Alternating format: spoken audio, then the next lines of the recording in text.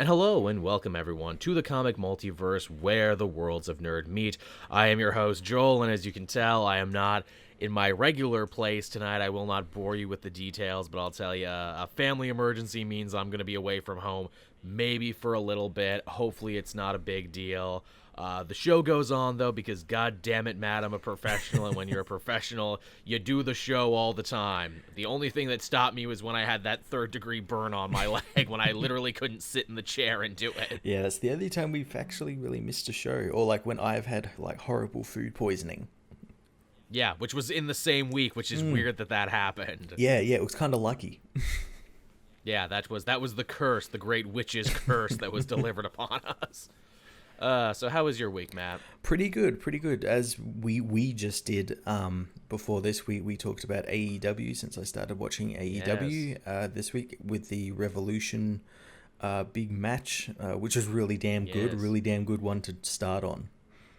And you can hear all about Matt's feelings on that new pay-per-view over on Patreon for as little as $1 a month. That's going to be our special Patreon exclusive for the month, so be sure to check that one out. I know we've got a bunch of new Patreons, and goddamn it, I should have the list in front of me when I bring them up. But you know who you are, and you're great. Thank you so much. We greatly appreciate it. If you send me that list, I can put it on the screen over here, over this side, next to us. Okay, I will do that. Then we'll start shouting out our patrons. I know other YouTube channels do that, and that's probably how it should be done. Yeah.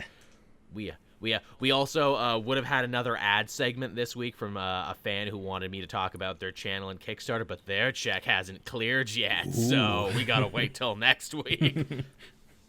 No, I know who it is. He's a good dude. You probably know him too. He talks to us on Twitter all the time. Oh, nice.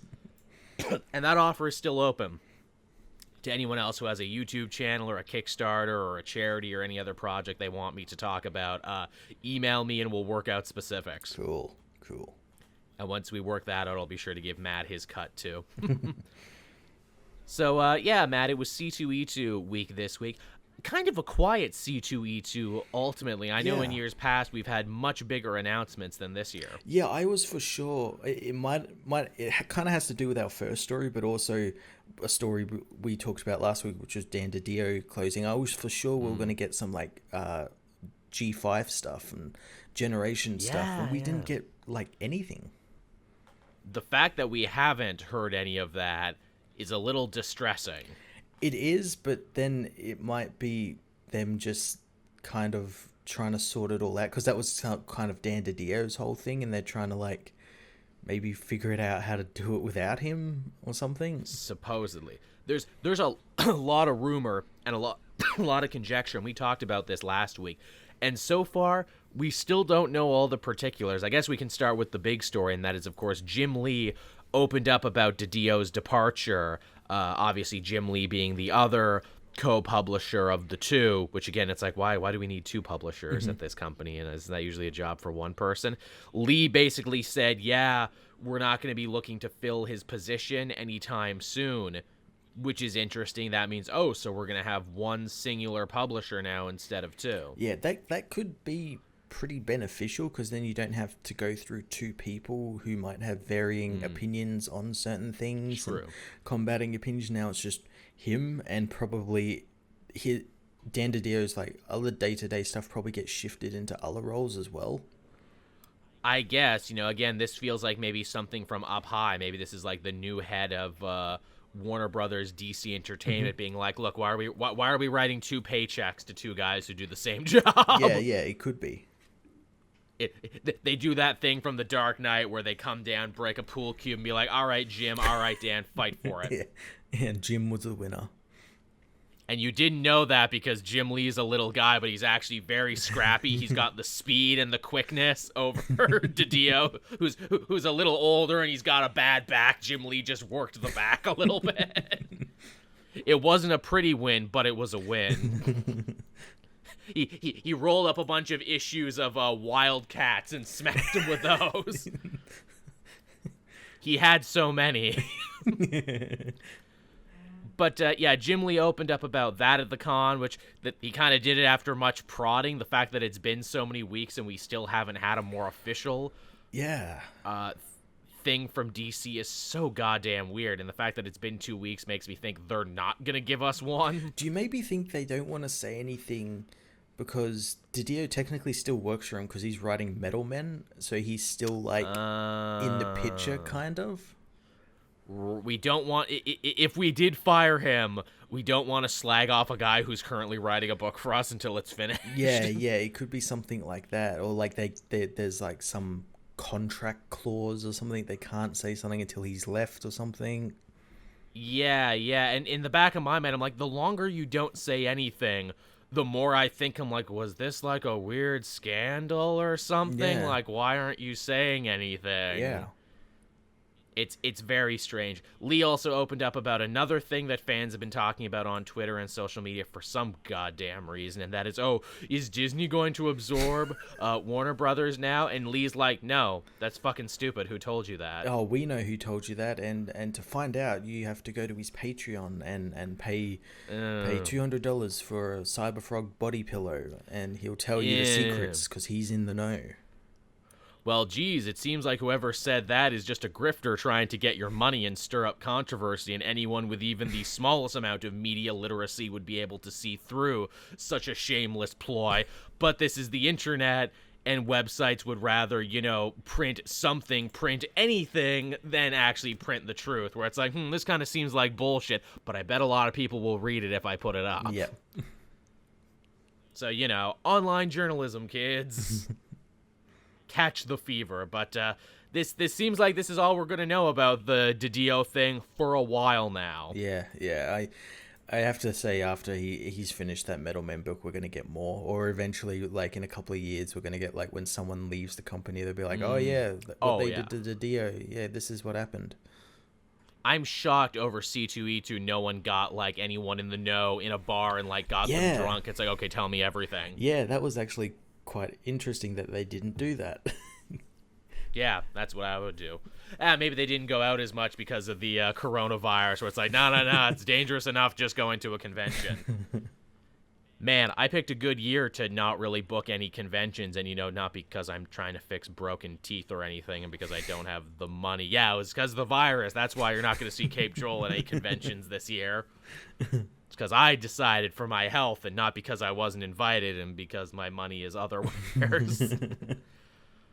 But surprisingly, too, this was like one of the only major DC stories coming out of the show. The rest is all Marvel. Yeah, I didn't hear anything getting announced or anything like of big note. I think they might have talked about some their like young adult stuff, but that's about it. Yeah. How weird. Yeah. I always feel like there's so much more to talk about at C2E2. Yeah, well, like in the past, like we've had stuff from C2E2, like I think that's where like a majority of Rebirth was announced. Stuff with Doomsday Clock, all that sort of stuff. But yeah, this year, nothing. Emerald City is coming up, and sometimes Emerald City, because that's like the big writer con, maybe they'll drop some more stuff there. Yeah, maybe. God, I wish I got to go to Emerald City this year. Maybe not, but still.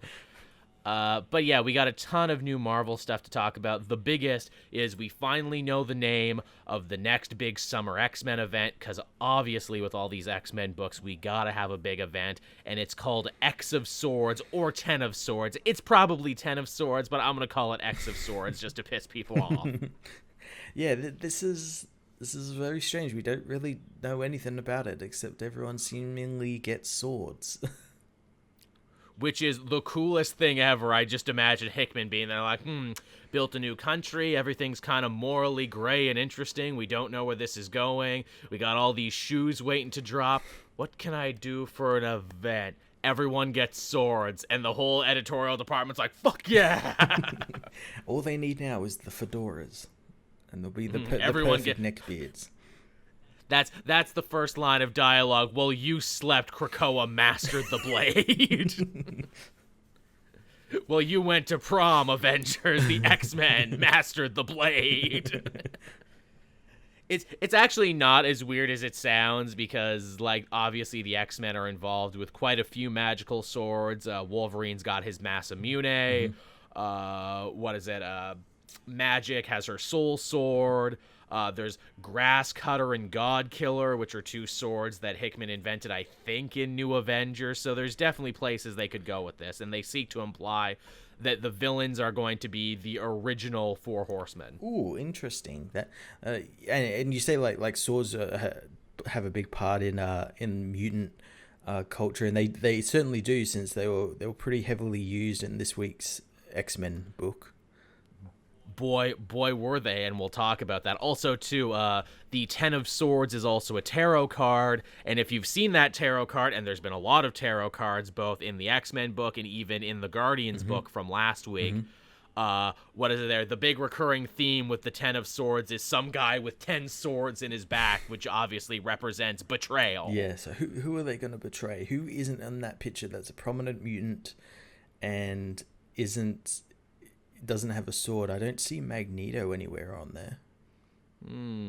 Think they're gonna Julius Caesar him there? You think they're all just gonna stab him in the back in the mutant senate a bunch of times? Oh, maybe. That'd be a hell of a way to go. You get stabbed many times by your friends. But yeah, it looks fun. It looks cool. I like that Cyclops has a fucking lightsaber, which, no, it's a concussive sword. It's different. Don't sue us, George Lucas. And then I'm like, no, wait, that's fine. It's Disney and it's Marvel. They can totally give him a lightsaber if they want. It's fine. They can now, yeah. This is, of course, all to build up to next summer's big event, X-Men meet Star Wars. Yes, of course. In one of Moira's many multiple lives, they go to a galaxy far, far away. Yeah, it turns out it's worse. Yeah, it turns out it's way worse than you could ever imagine. But yeah, that's 10 of Swords, which apparently is going to be really long. Apparently they're saying it could be like 15 issues. Oh, fuck. And it's happening at the same time as Empyre. Which, ooh, my wallet is already screaming at me right now.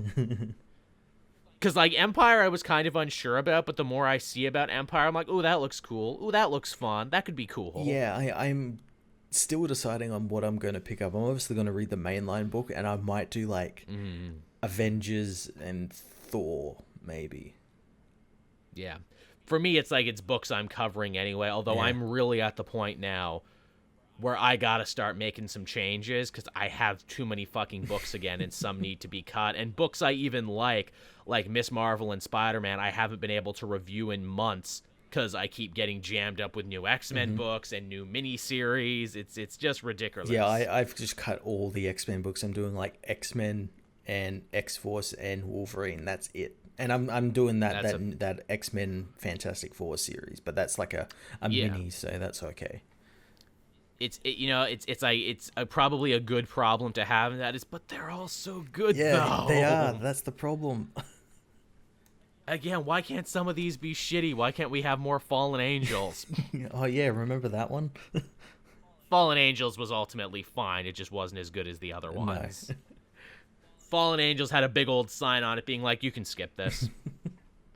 Even New Mutants, which I skipped, some people like my buddy Kirk are saying like, no, you actually got to go back and read this. It actually got really good. That's the thing. I really liked New Mutants to begin with. Like it was weird space adventures, and yeah, I just had to cut it just because there's so many fucking books. Tell me about it.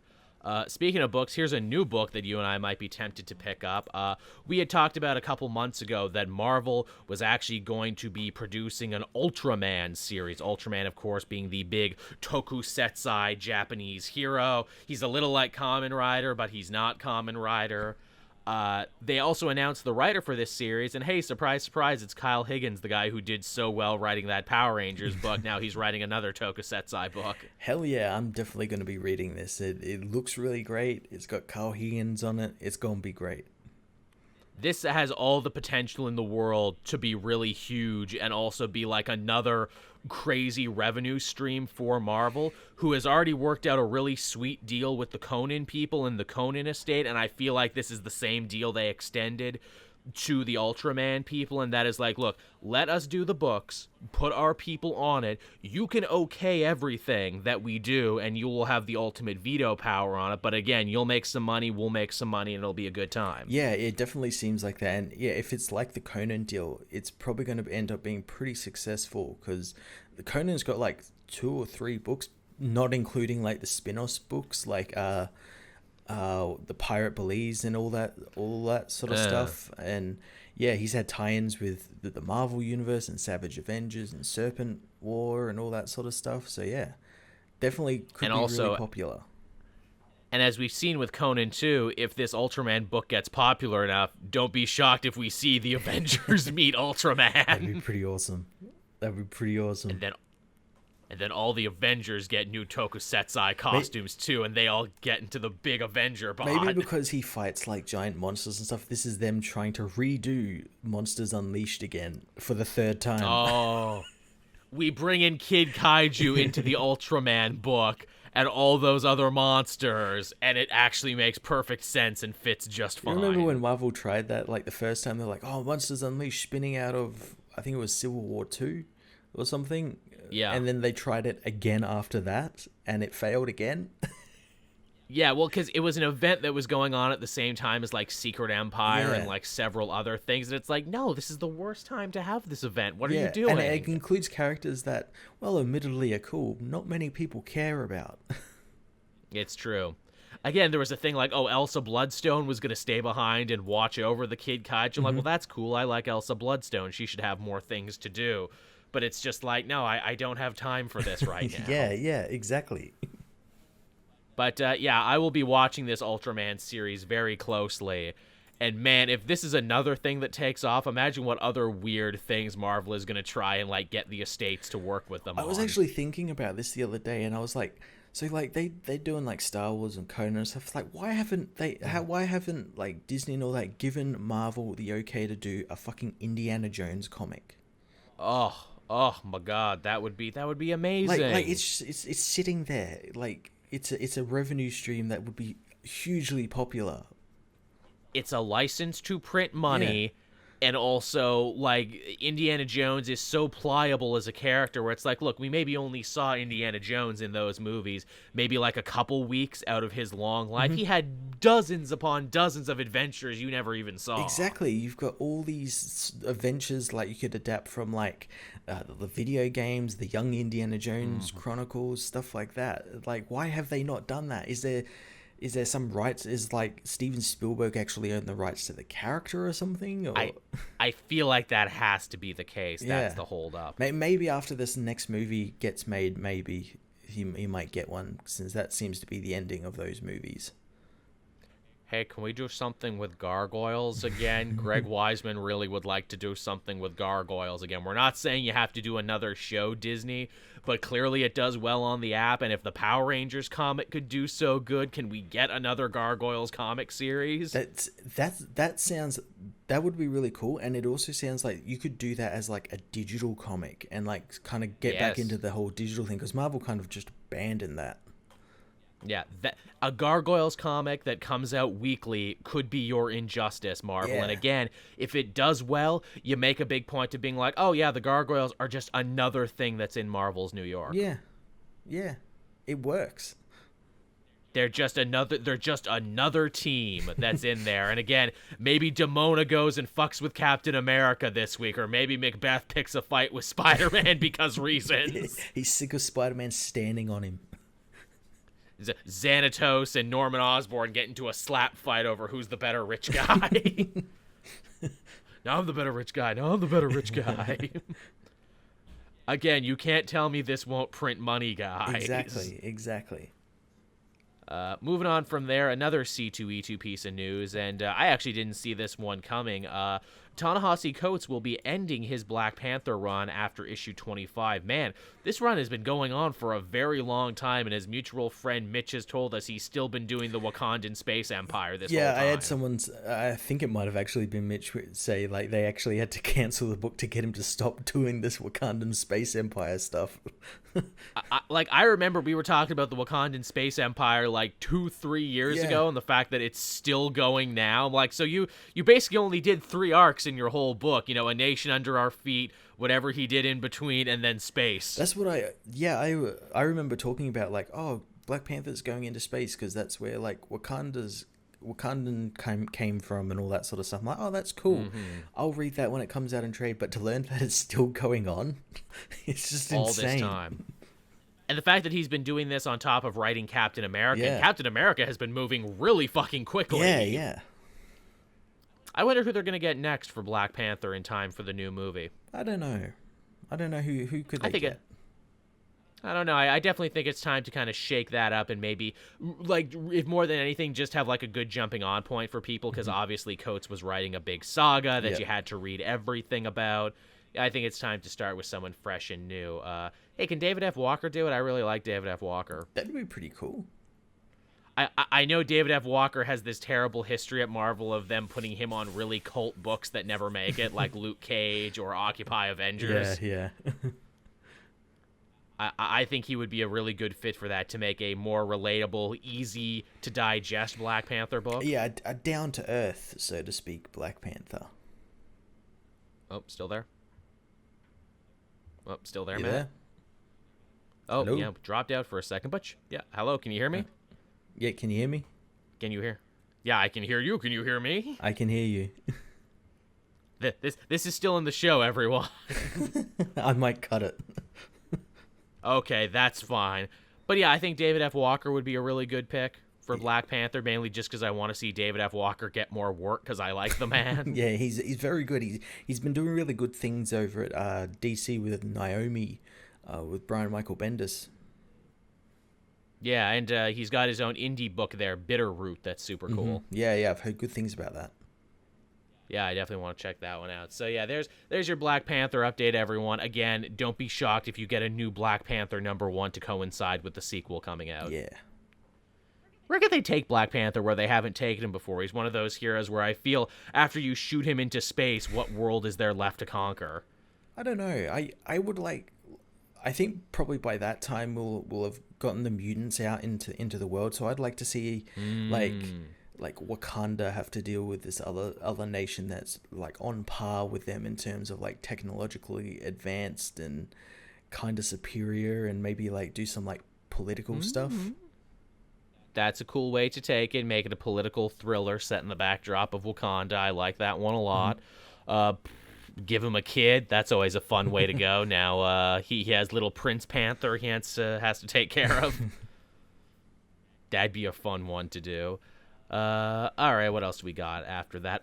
So they mentioned at Marvel some new free comic book day ones that they're going to be doing. Obviously, Empyre is going to get some free comic book day one shots, but the thing I wanted to talk about is the Spider-Man Venom free comic book day one shot, because Donny Cates is introducing a brand new villain who's going to be the cornerstone of the next couple arcs of Venom, apparently, and his name is Virus. And he's basically War Machine. Yes, he's half symbiote, half robot. No, I don't know how that works. His spider is yellow, though. Yeah, he looks really cool. He does look cool, and I the name is so fittingly on point for symbiotes, where it's like, Carnage, Phage, Scream, Virus. Man. And again, like, in the hands of anyone else, I'd be like, that's stupid. But this is Donny Cates, who does a great job taking that's stupid, but it's also awesome. And making it work. If anyone can get me hyped for Virus, it's Donny Cates. It is. It's seriously. So give me all the Virus. Another thing, this is just a surprising thing. I don't have much to say about this. They announced yet another Empyre one-shot, and apparently it's going to be Swordsman, aka Clint Barton's adoptive shitty father from the circus, is getting his own like one-shot. That's very strange.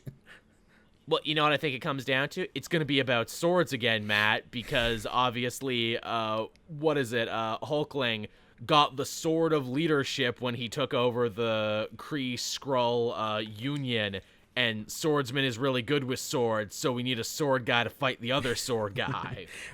What if that was all the mutants that are about? It's like, oh, these people are like getting swords and like ruling countries. Maybe if we just get everyone on our continent swords, we can rule the world. That's some Metal Gear shit, and then we'll all be kings in our own mind if we all have swords. Make it a thing about gun control. Where it's like now in a Krakoa where only where only good guys have swords. Yeah, we gotta ban assault swords. Yeah, a assault. But wait, but we all have these crazy powers. Yeah. But it's the swords and that are high the problem. capacity pommels. Look, Magneto, you've clearly been bought by Big Sword. Look, no more big sword money influencing Krakoan politics. Look, there's nothing wrong with swords. Our forefathers had swords, and we too will have swords. It's right there in the Krakoan Constitution. So yeah, that's gonna be Marvel for the next little bit. Get ready for a lot of swords, apparently. Yeah. But yeah, there's the news this week, everyone. Not a lot happened. Again, it was a fairly uneventful C2E2, I all have things considered. one more bit of news that you failed to forget, okay. and I knew you were going to forget anyway. Oh, hit me with And it. that's the new Star Wars era that got announced. Oh shit, that's right. I meant to write that. I did a whole other podcast that's Patreoned behind a wall on another channel. But yes, the High Republic. Let's talk about the High Republic. Fuck yeah. This got announced at the start of last week. When I think like a day after we did our last show, and they announced it on like a kind of like a live stream sort of thing, and yeah, we found out it got a trailer. Yeah, a really cool trailer that explained everything about the High Republic, or Project Luminous is what it was called. Yeah, which we weren't sure, is this a new video game? Is this a new movie? But no, it's more of a Shadows of the Empire type thing, and that is it's basically a movie sequel without a movie to go with it. It's a whole multimedia project. A movie, no movie yet, or no video games that we yet. know I of. imagine if it's vastly popular, which I think it will be, I think we'll start to see like movies and TV shows going in that direction. Which I am all for, because this is such a cool idea. It's what is it? It's like 200 years in the Jedi's past, so not quite the old Republic, but definitely more, in a more sophisticated age. Yeah, the writers Charles Soule and Claudia Gray and all those people kind of compared it to like the Jedi Knights being the Knights of the Round Table, and this kind of being like Camelot and King Arthur and everything. Which I love as a concept, and I love it even more when you look at their lightsabers. They have the cross guards on their lightsaber, but unlike Kylo Ren's, they're not made of lasers. They're just meant to look like that. Yeah, it just looks like a normal sword.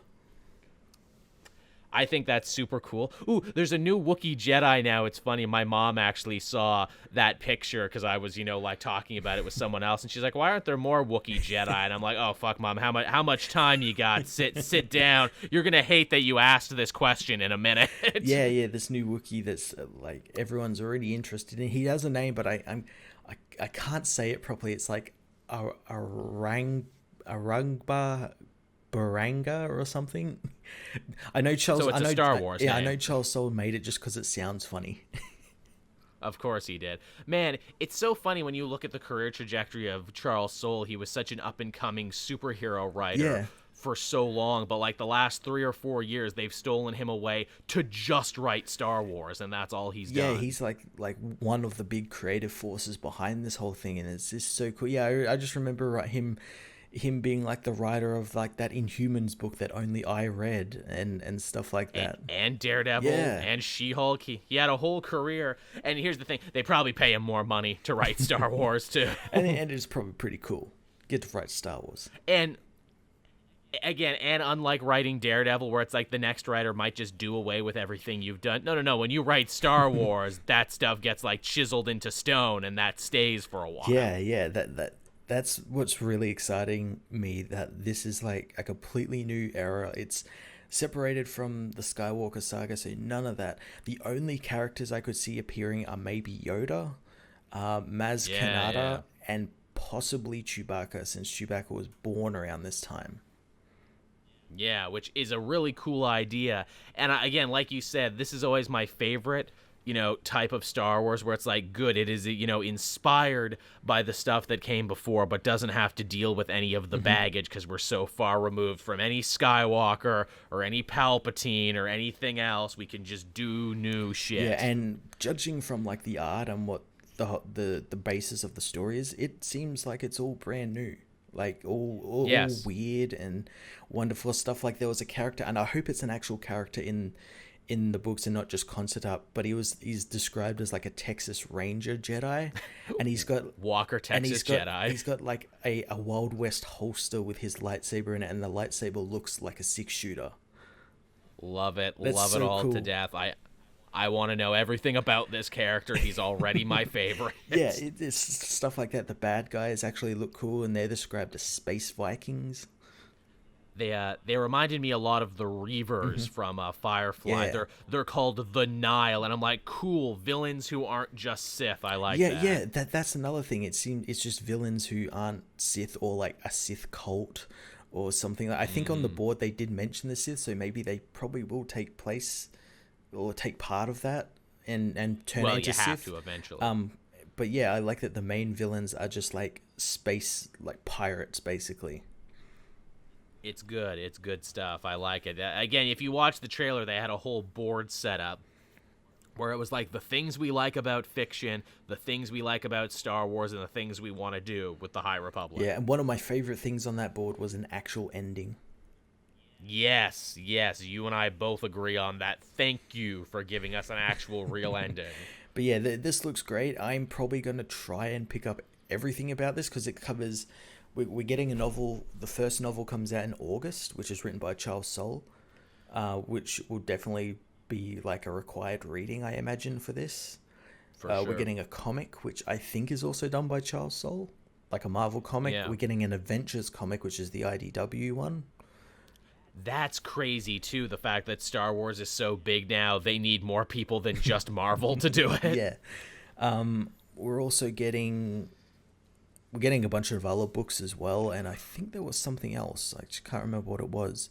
But I imagine, like... There's like... We still haven't seen, like, most of the stuff, so I imagine, again, they could announce a movie or a TV show or something tied to this. Come on, video game. Come on, video game. Right? I want to make that crossguard lightsaber. I know there was talks there where EA is like, oh yeah, we're definitely doing a sequel to Fallen Order, but then there's also like, ooh, another game that's a little bit more out there and a little bit more crazy, which, you know, in video game industry double speak, it's like, is it a mobile game? Don't tell me it's a fucking mobile game. If it's a real game, tell me. It's a mobile game you can play on your computer. Star Wars Auto Chess coming soon. You joke, but that would make a fuck ton of money. Oh yeah, that goddamn...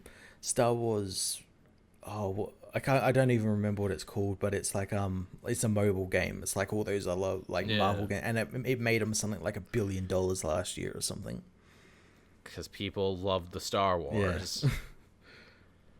But yeah, so that's the High Republic. It looks pretty dope. I definitely want to check it out. And what I love about it, too, is it's them opening up and saying, like, look, you can come in at issue number 1 here. You don't need to know anything else. This can be your first thing. Exactly. That's, I think, going to get a lot of people on board with this who haven't read Star Wars in a while or don't read Star Wars. Yeah, but just thinks this is cool. I think they need to go full Shadows of the Empire, and I want the High Republic soundtrack, too, to come out with it. That's what I want. Hey, it's possible. We could get like some music from it. It's definitely possible. And if they don't, Matt and I will just make our own playlist. We'll just remix a bunch of the old songs. And just put it in like some Gregorian chanting and be like, there you go, this is ours now. Some loots, some space loots. Yep. The Jizz Whaler. That's yes, the ancient jizz whalers who jizzed on the bones of, I don't know, rancors or something. Big space whale. That's what the High Republic really needs to explain the origins of jizz music. Yeah, it might. The formation they of could the do jizz anything. bands. That's, again, they've been around for centuries. They're an ancient cult. They are older than the hills. When one jizz whaler dies, another takes his place, like Hydra. There you go, Charles Soule. Those ideas are free. The next ones are going to cost you. Yeah, I'm glad you reminded me about that, Matt, because I am actually quite excited for High Republic. Yeah. All right, I guess with that we can talk about what we read this week again. I didn't get to read much because sadly I've been moving around all over the goddamn place, but what I have read I did enjoy. I like to think I've read much, but looking at my my files and lists, I haven't. I haven't at all. It never fucking ends, I know. How many do I have left as of tonight? I have 1, 2, 3, 4, 5, 6. 6 just from this week. Oh, no, wait, 7 there, Shazam. Yeah, I have probably about just as many. we always forget Shazam. Can you Just like blame us DC. because they keep putting it out at random intervals? No, it's like DC is actively trying to make me forget about Shazam. Until the new movie comes out, then they really want me to remember, probably. Yeah. Come on, you can't cancel the book until after he fights, Superboy Prime. All right, where do we want to start with books this week, Matt? We talked about it before. Let's start with X-Men issue 7. Yes, the big mutant crucible. I love how this issue was staged, where it's all mutants sticking around and being like, I don't know about the crucible, man. This crucible might be bad for us. I don't know. I think I'm pretty stoked on the crucible. And only at the end do you find out what the crucible is. Yeah, and even then, it's still like, this is pretty cultish.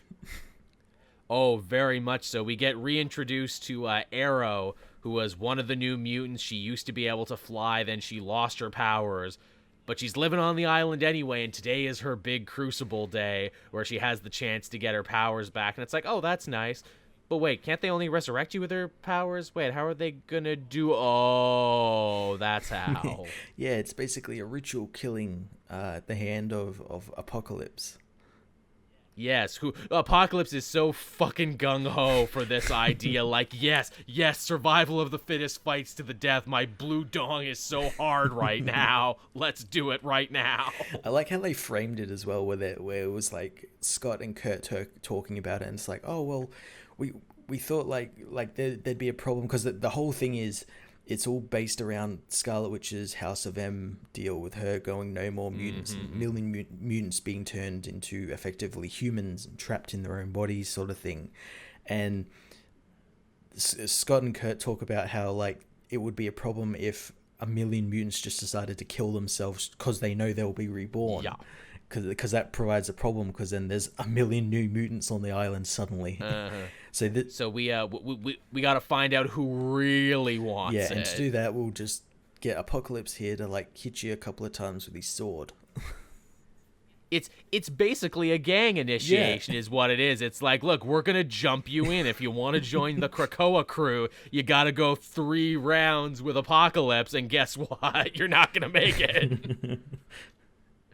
Which, again, keeping with the cult thing, too, it's like, this makes sure that, A, we don't overload the 5 for resurrecting mutants, and B, it makes sure the people we do let join Krakoa are really in it to win it and really aren't gonna, say anything about our crazy customs, because this is showing they're literally ready to die for the Krakoan dream. Yeah, so it's going to be very selective of who comes back. And then they also talk about mutant wills, and like wills that people left when they die, and how to honor them, especially if like one will was like, hey, I want to be reborn, but I want to be reborn in Magneto's body with his powers. Yeah, which I'm sure this is where we start the whole chimera mutants and everything. Yep. And I imagine that has to have been said, because that's going to come up in something. We're going to get like Magneto or someone going crazy on the island, and then it's going to be revealed that actually wasn't Magneto. It was someone who was reborn as a Magneto, but reborn that no one knew about or something. Which is pretty clever. This issue was smart, too, because, again, it's mostly just Cyclops, who doesn't like the idea about the Crucible, talking to Nightcrawler, and they have a very, kind of philosophical and theological debate on its merits. And it's like, well, this is kind of cruel and unusual, wouldn't you agree? And Nightcrawler being like, well, none of us can die, and as a Christian, that kind of like affects me, because, the idea is you're supposed to live your life in service of God, then you get to enter the kingdom of heaven. But Krakoa basically is a heaven for the mutants, and we've defeated death, so what should I really be doing with my life? As he said, Krakoa, ever since its creation, has been like testing not just him but hundreds of others' beliefs in like what to believe, as he said, as a Buddhist and then a Christian. Yeah, and in the end, he's like, you know what? I think the mutants need a new faith. I think we need a new religion. Oh no, Scientology. Yeah, really? Well, you see, Scott, there's these things called body fiends, yes. I also love this idea, too, because that basically means that probably next time we see Nightcrawler, he's going to be the pope of this new religion. He's going to have a big-ass hat. They're going to start putting churches in cities and everything, and it's going to be like Scientology. Yeah. Oh, that'd be pretty cool. Well, there's already those mutant cults we keep Yeah. seeing springing up in all these books of like humans who are worshiping mutants. What are they going to call it? Are they going to call it mutantology? Or are they going to call it mutantism? I guess the Church of the Atom makes a lot of sense. Yeah. But yeah, it's a very clever book, and again, as you said, we keep walking down this cultish path of the X-Men, not just in the fact that they're having, again, gang initiation, ritual killings, but also the fact that they've turned Scarlet Witch into, like, this boogeyman figure that they tell horror stories to kids at fires about. I actually really like that, because that basically confirms that, yeah, she is not a mutant now, or she's not considered a mutant. No, 100%. I think she's in that Strange Academy book, but man, I hope Hickman gets to write her. I hope she comes back to her mutant friends and sees this, and she's like, motherfucker, I was your friend for years, assholes. Really? How many times have I fought beside... Really, you guys? And also, this technically means Quicksilver is the same, too, but Quicksilver isn't a boogeyman. No. Oh, you know what would be so great? Quicksilver comes to his dad, Magneto, and he's like, Daddy, let me be a mutant again. He's like, okay, son, don't tell anyone. I'll resurrect you right quick. You know, they'd actually... if they followed on from what Saladin Ahmed did in that book, where he effectively became the Flash and gained access to the Speed Force and everything, I could see the mutants, like, wanting him to be... like, especially Xavier, because Xavier just is interested in, like Franklin Rich is like Omega level mutants, and having a mutant who has access to a thing that can like slow down time and like travel to different dimensions and stuff, like I could see him wanting pretty that. Useful. And also too, it like puts a major rift not just between Wanda and Pietro, but also Polaris, who again is like, Magneto, I was your right hand man. I was the kid who stuck around and was still a mutant, and you're still, bending over backwards for your one male heir. And Eric's like, I'm a douchebag. That would be really good for Polaris, where it's like, every time you break my goddamn heart, Dad, every time. But yeah, X-Men continues to be great and super fascinating. And also I think, too, I know in my comment section, at least, a lot of people did find this one to be a really hard pill to swallow, and I totally get it. Yeah, same. Because it's like, again, everything the mutants have done so far, you can kind of explain away to being like, well, that was bad, but just as bad as any other nation in the world. Or like, well, that wasn't cool, but they did it to bad people, so it evens out. This is the first time where it's like, no, this is pretty shitty behavior. But then again, they also kind of frame it like, but who are you to judge, the religious and cultural, formalities and rituals of another culture? And I'm like, ritual killings aren't good. Yeah, I think everyone agrees that ritual killings aren't good. Yeah, like literal fights to the death as spectator sports as everyone watches. Man, I really wanted to see like Mr. Sinister in the background, like taking bets and shit. Like, okay, do you think how long she's gonna last? He would have done that like away from everyone else, just say like behind everyone's back, like before the and Flash. Sebastian Shaw's like, big money on it. I'm a fucking addict, big money. What else did we have this week? Ooh, we had a new Detective Comics, the start of a brand new storyline, actually. This is one I haven't read yet, but I know it's about Two-Face. It is about Two-Face, and not only is it about Two-Face, but Tomasi does something kind of genius. He references the last Two-Face story he got to write in Batman and Robin before that was done with. Interesting.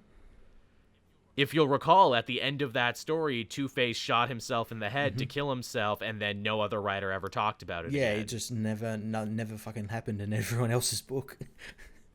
Literally, this issue opens up. We see the bullet actually going through Two-Face's head and stopping halfway, and basically Tomasi's like, yeah, he's got a bullet lodged in him, and the lead has slowly been poisoning his brain over the last couple years. Oh, that's awesome. Well, not awesome, it's horrible, but it's awesome. It's pretty horrible for him. That means when he flips the coin, he starts hallucinating, and sometimes he gets it wrong, whether it's good head or bad head. Wow.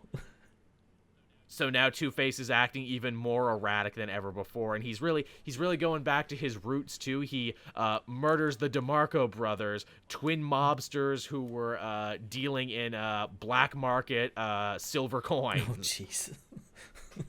He kills them with 2 Colt 1911s and then steals all the silver dollars that are yeared 1922. Oh, nice.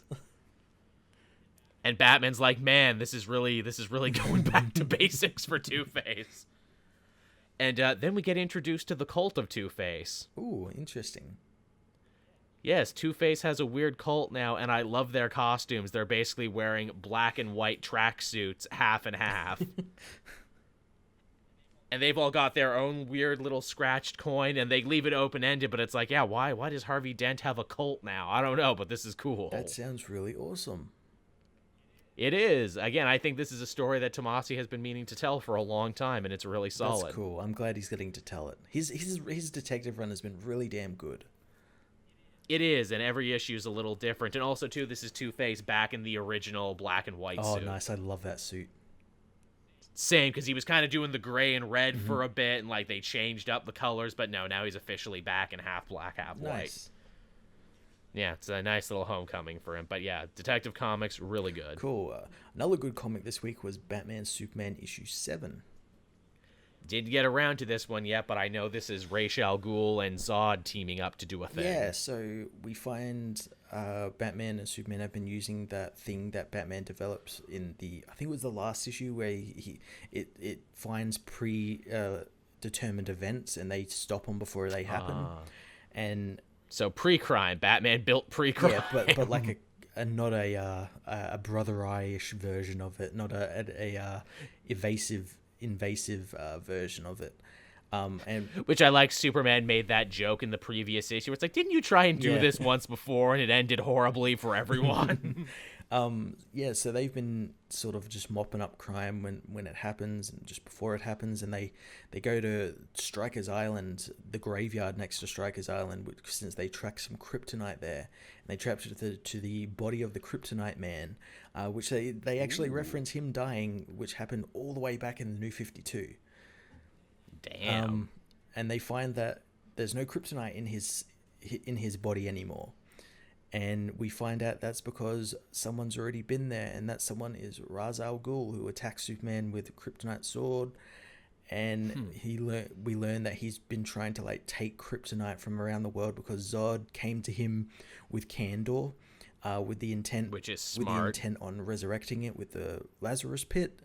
I love that Ra's concept. al Ghul told him to fuck off because he doesn't want a bunch of insane Kryptonians running around the Earth. Probably not a good call, even if they're tiny. Yeah, Zod obviously just went insane and just decided, no, I'll just do it on my own. So Ra's has been going around destroying his pits, but also collecting kryptonite for when Zod comes for him. And that's fun. So they're not really working together. No. Ra's actually ends up working with Batman and Superman, and he takes them to another pit, which is at an Aztec temple, and that's where Zod is.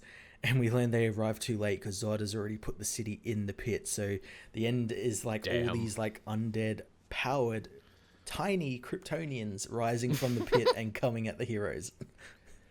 Now that sounds like the sort of Batman Superman story I want to read. It reminds me a lot of Jeff Loeb and Ed McGuinness's run from the early 2000s. Yes. Yeah, You're it's right. really damn cool. That is a good way to put it. Actually, DC had a couple of really solid books this week because I had Tom Taylor's Suicide Squad #3. I did as well. This was another solid issue. Again, Taylor's bringing all the hits here, making it really tense because at the end of the previous issue, you didn't know if Deadshot was going to keep these revolutionaries secret or if they were going to kill him for seeing something he shouldn't have seen. Yeah, and the story, because this is basically the end of the first arc. The story basically reveals like what's going on, and reveals that these revolutionaries wanted to be part of the Suicide Squad because they want to take it down from the inside.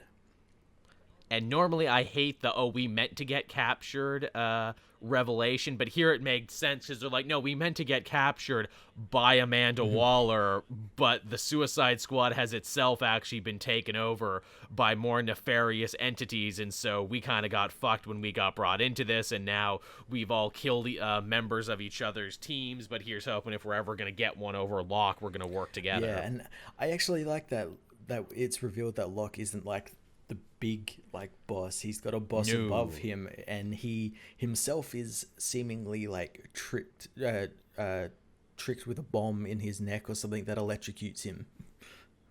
Which is very clever because for years, the reading was always like, oh, Amanda Waller is just as much a prisoner as these guys are. It's just the only difference is she doesn't have a bomb in her neck. Here with Locke, though, no, he literally has a bomb in his neck too. I like how Zeta explains it when they realize they weren't working with Waller. She's like, Waller was a monster, but she was a competent monster, whereas Locke is just an angry, inexperienced monster. Yeah, exactly. You could set your watch to Amanda Waller, which makes me wonder too, did they force Amanda Waller out, and wouldn't it be hilarious if Amanda Waller comes back and saves them all? I could see that happening. Oh yeah, saves them from it, but then turns on them and ends up using them as her Suicide Squad. It's going to be like, hey, business as usual, guys. I got my job back, but that still doesn't mean I'm a good person. Yeah. Which would be perfect for Suicide Squad, and it's like, well, business as usual. But yeah, Suicide Squad under Taylor is great. It's everything I've wanted from a new Suicide Squad book. I think this is a great new era, and I hope lots of people are reading it. Yeah, it's actually interesting and gives the characters something to do. Like, I enjoyed that Floyd actually got kind of a win for once, and yes, kind of won over on the Suicide Squad, or on the powers that run the Suicide Squad, and he's actually not part of the team anymore, and is kind of taking charge a little bit of his own life. And that the revolutionaries felt bad for him when they read his mind, where it's like, ooh, this guy has been through so much. Maybe we shouldn't kill him. And funny, too, where it's like they begrudgingly respected Deadshot early on, at least to be worried about him. No one respects Harley Quinn, which I think is very funny. Yeah, they could tell her to guard and rightly so. I would not tell her our plans. She would fuck it up in an instant. No, which again, because Taylor is like a smart, competent writer, eventually she is going to find out, and she's going to be hurt that Deadshot didn't tell her and that no one else let her in on this thing because they think she's too volatile. Yeah. And she's probably going to feel bad about it. And also, too, they claimed in the next issue Boomerang's probably going to be coming back. Yeah. Which, again, the only other more frequent member of the team outside Waller and Deadshot himself, so I love they're working him back in. But yeah, this one was solid. This one was good. I really like this one. Yeah, do you know what comic I didn't like, though? What didn't you like? Leviathan Dawn, issue 1. I could probably have set my watch to this. I didn't touch that shit with a 10-inch pole, but please do tell me all about it. You read Event Leviathan, didn't you? Sadly, to the very end, even when nothing happened. Then you've read Leviathan Dawn. Oh, good. Again, another issue where nothing happened. No. So it's literally like a recap. Like, Event Leviathan was, a failure in the eyes of Leviathan. The only thing that was revealed was it was Mark Shaw. And it just kind of like picks up with like, well, we're going to put together a team. And the team's going to become the new Checkmate. The problem is the team is just the team Lois assembled, basically those detectives. So I'm like, okay, so you're not really introducing any new characters into this. You're just using the same ones over, putting them back together. Many of whom don't have books at the moment, so they're free to let Bendis do whatever the fuck he wants with them. Then, because I have to assume Bendis saw what was happening with X-Men, he decided Leviathan needs to become a nation and gain an island. I saw and that island is Markovia. Man, Markovia just can't catch a fucking break, can they? Well, in the book, it's explained that Markovia made a deal, like their government made a deal with Leviathan, so they come in and help, and Leviathan would be technically the rulers, sort of thing. Amazing. Yeah, and then that's all that happens. That's all that happens in that book. I'm like, oh wow, can't wait to read Leviathan Checkmate. It's going to be the exact same as Event Leviathan. Boy, if you loved Event Leviathan, you're going to love this sequel, because just as little happens in it as in the original. I just can't believe they're letting him do this. It seems like a joke. It seems like who's having a laugh, April's not for a while, guys. When I saw that, we joked about that. It's like, wow, nothing happened in this series. Well, you're going to have to wait for the sequel. Then they announced a sequel, and we're like, fuck right off. And then nothing happens in the sequel. But guess what? We're not just ruining this book. Apparently, we're ruining Superman too, because like Leviathan is involved in the main ongoing Superman book. He's still involved in Action Comics, and it's about as bad as you think. It's even worse as well because John Romita Jr.'s on art on a bi-monthly book, and it looks horrible. Looks absolutely horrible. That's a shame. It's like Romita Jr.'s not bad, but he's good at a very particular set of things, and yeah, doing Action Comics bi-monthly is not the when thing he he's good has at. to rush his art, it suffers. It absolutely suffers. Cuts corners like a motherfucker, don't he? Does he? That's a bummer. That's a bummer all over the place. But you know, it wasn't a bummer. X-Men Fantastic Four 2. I haven't read this one yet. I just read this one, and I won't spoil it too much for you. But basically, yeah, the X-Men and the Fantastic Four are on a collision course with very good reason. Yeah. Because the Richards kids disappeared at the end of the last issue to join up with the crew of the Marauder. And their parents, rightly so, jumped to the conclusion where it's like, well, you tried to recruit our kids. We said no. It turned into a fight, and now they're gone. Clearly, you kidnapped them. Yeah, I would absolutely jump to that conclusion as well. And the best part is like Magneto and Xavier are like, oh, we don't want to be on the phone with Sue Richards. Cyclops, you take this one. You get on the phone with her. And he's like, now, Sue, just because it looked like we were trying to kidnap your children didn't mean we tried to kidnap your children. And also, your daughter went missing too, and she's just a human. We wouldn't want her on Krakoa. Yeah, which he gets to that point, she's all like shocked and slack-jawed, and Scott's like, oh no, I said the loud part quiet and the quiet part loud, didn't I? Scotty done stepped in it again, Emma. How do I get out of this? And of course, they got grabbed by Dr. Doom, and the big surprise is, you know, the Marauders were on their way to liberate some more mutants. Turns out the mutants that they were going to liberate are all the mutants from Latveria. Oh, okay then. So they were going to Latveria or somewhere? They were going to Doom's private island because he just put all of his mutant population on an island. He gave them their own island? Basically, That's to not which a bad Doom deal. is like, oh, no, not bad at all. It's basically like Doom's summer home, and Victor's just like, oh, yeah, all the mutants on an island. Did it first. Which I guess answers the question why we don't see more Latverian mutants, because Doom literally put them all on an island. That's cool. It's better than, putting them in a concentration camp. Yeah, and that's the funny thing, too, where it's like, well, yeah, I guess, what is it, Doom grew up as a Romani, so, yeah, he's weirdly, like, respectful and progressive when it comes to mutants. Yeah. Which is very shocking, and he even says, like, yo, hey, I'm Doom, I hear everything. I have no problem with Krakoa. I have no quarrel with you guys yet. But hey, Franklin Richards, I want to get you your powers back. A, because I hate wasted potential. And B, if I get your powers back, your dad will be really pissed off. That's very true. That's very true. That's the ultimate win over Reed.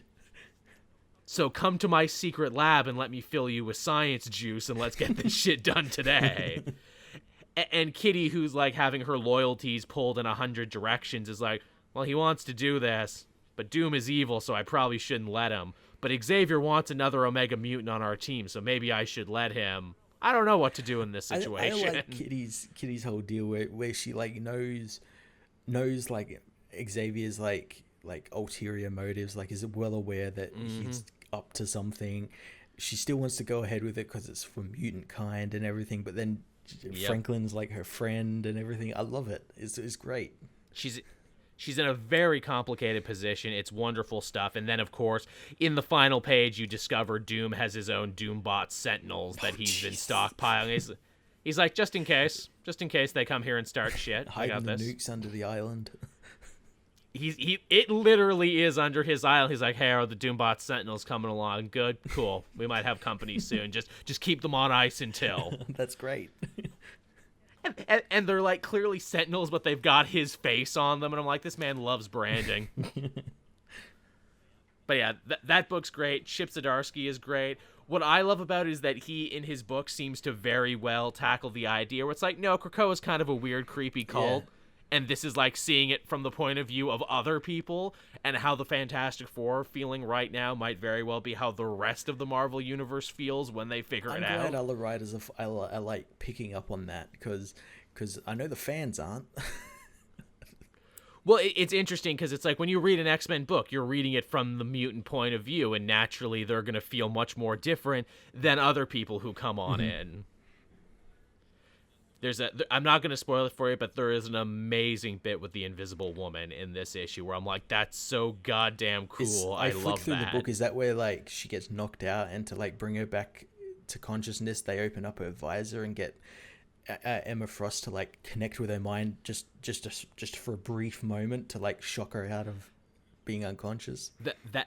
That's cool. It's actually a moment a little bit before that where the mutants are sitting around and talking shop, and they're like, hey, they think we kidnapped their kid, but we didn't though. But we were thinking about it though. Also, you think this will start a war with Latveria if we do this? I don't know, man. We should probably have a team behind to fight off the Fantastic Four if they come. And Magneto's like, fucking Fantastic Four. Ooh, I'm made of rocks. I shoot fire. I'm a smart guy. And then they're like, aren't you forgetting someone? And then they're like, oh yeah, the Invisible Woman, who was listening to us this whole time. She was in the room with us. That's great. And she just like knocks Magneto's shit, and I'm like, that's so cool. She was listening to you the whole time. Oh, that's awesome. Because Sue is secretly the most dangerous one, because she could be behind you at any time and you wouldn't know. Yeah. Sue's killed tons of people you don't even know because no one expects the Invisible Woman. and if they follow her off with that solo series she had, she was like a really competent spy. Yes, she was an agent of S.H.I.E.L.D. for a long period of time, because why wouldn't she be? She has the best power for it.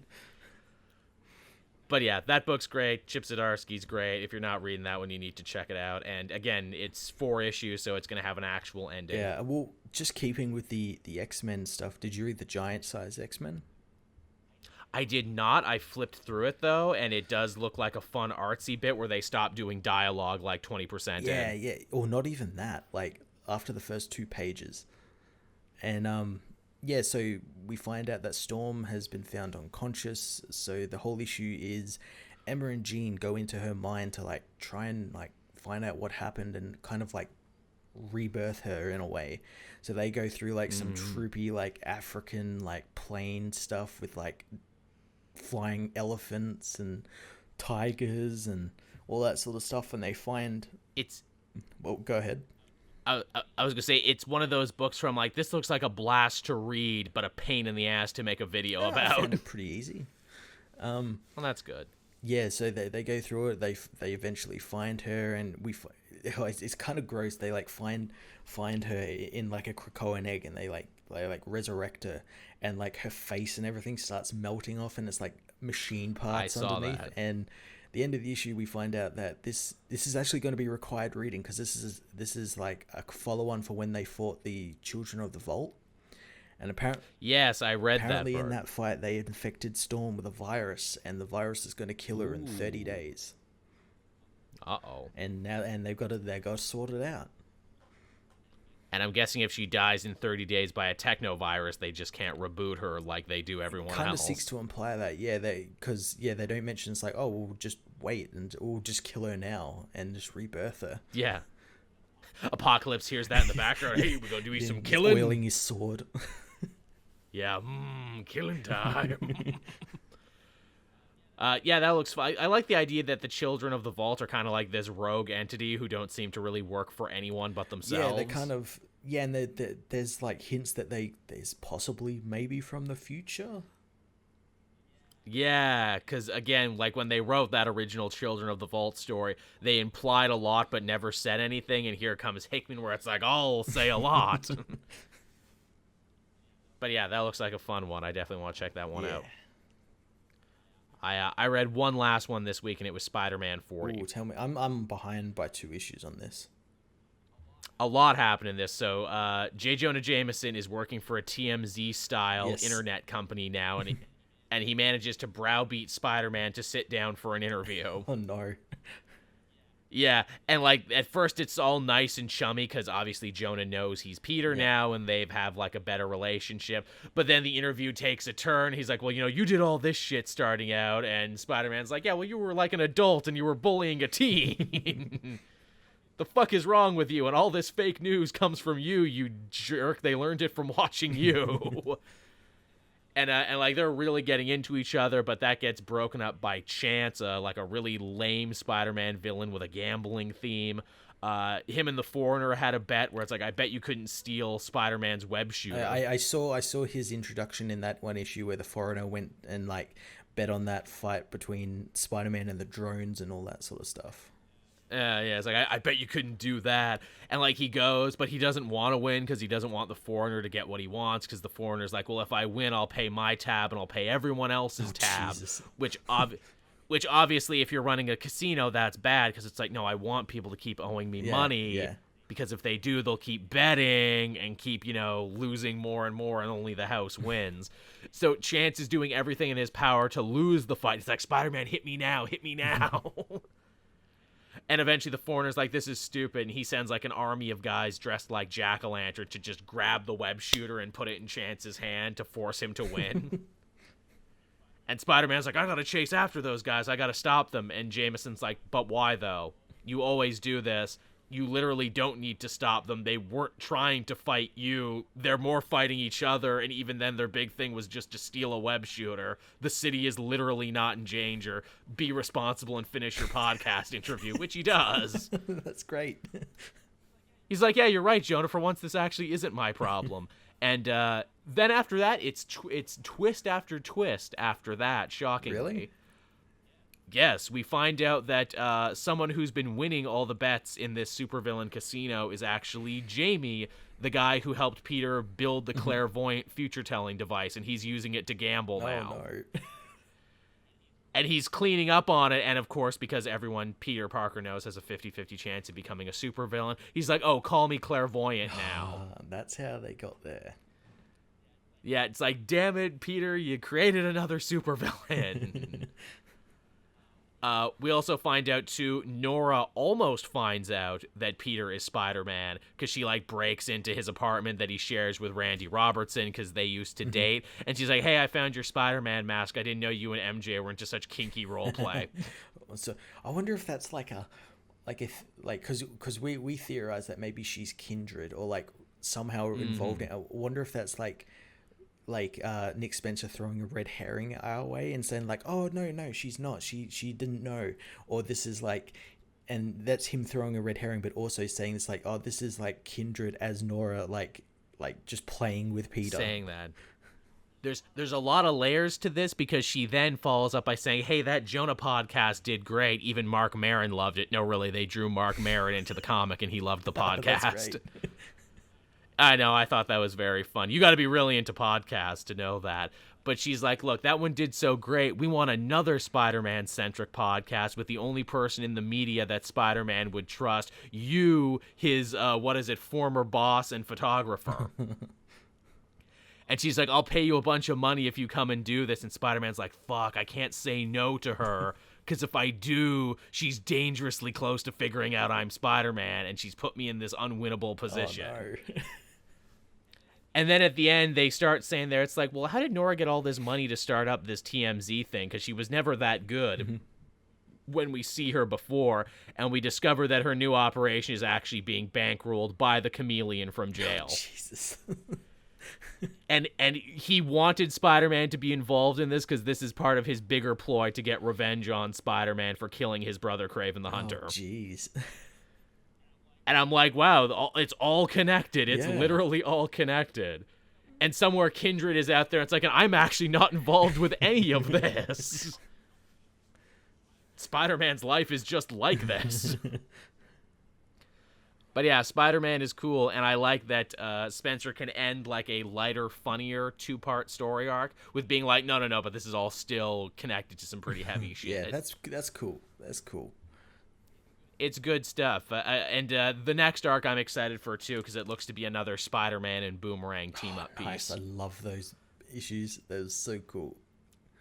Which means we're going right back to superior foes, and I'm like, fuck yeah, always with the superior foes.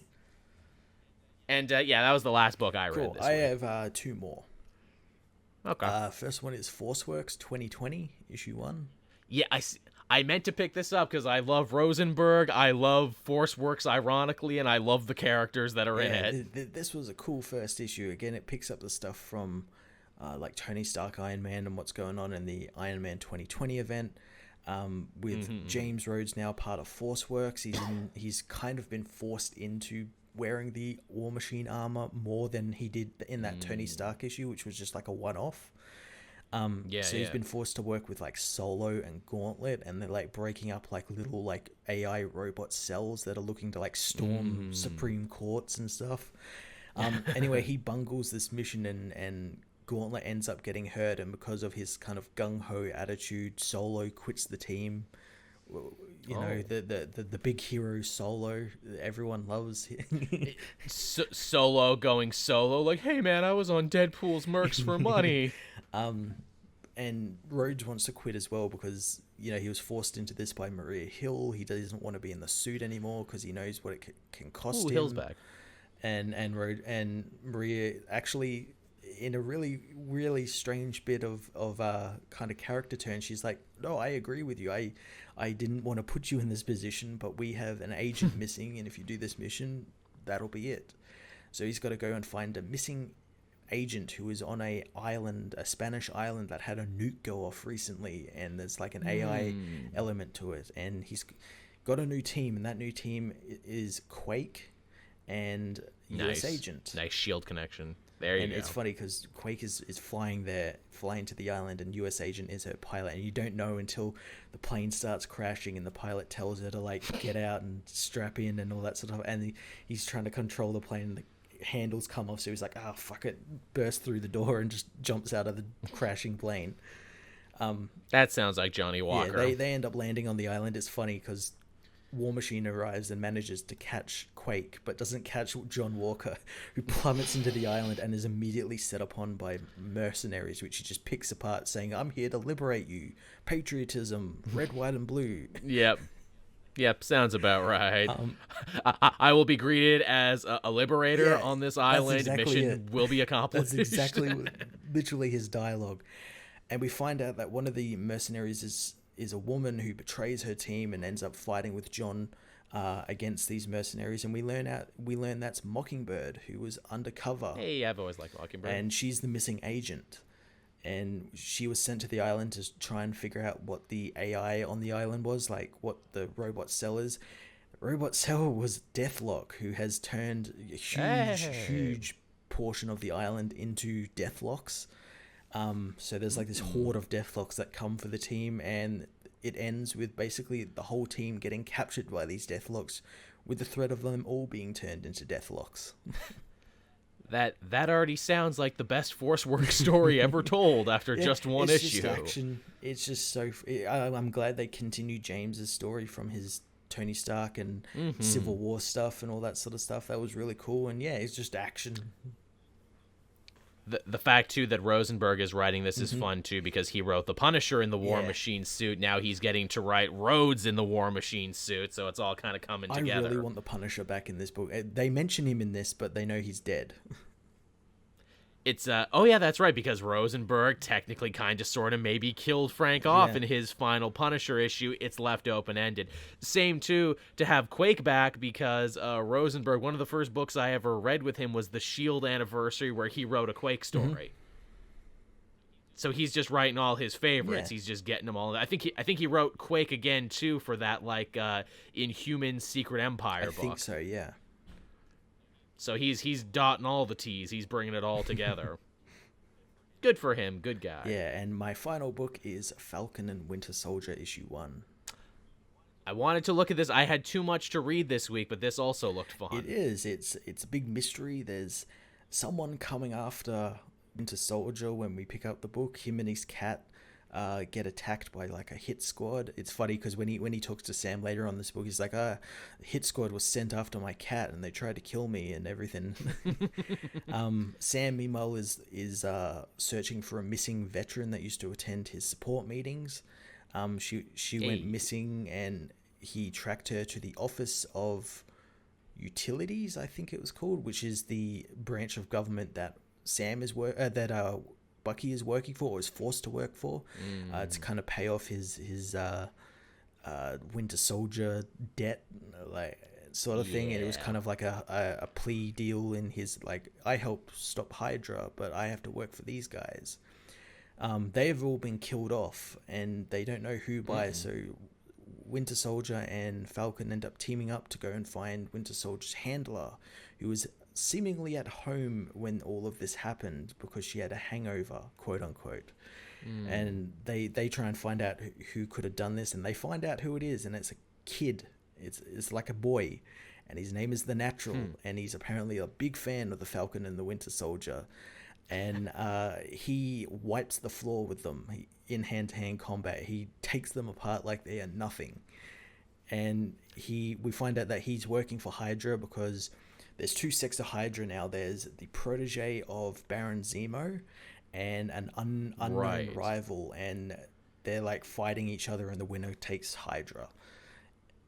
That makes a lot of sense too, because when Rosenberg was writing Punisher, he was fighting Zemo, and Zemo was seemingly killed at the end of that too. So there you go. That in this as well, and so they want to find out who is leading Hydra, but they can't because they have to fight this kid called the Natural, who he doesn't really believe in all the Hydra stuff, but they said that like he could go and fight these guys. So like, it'll be fun.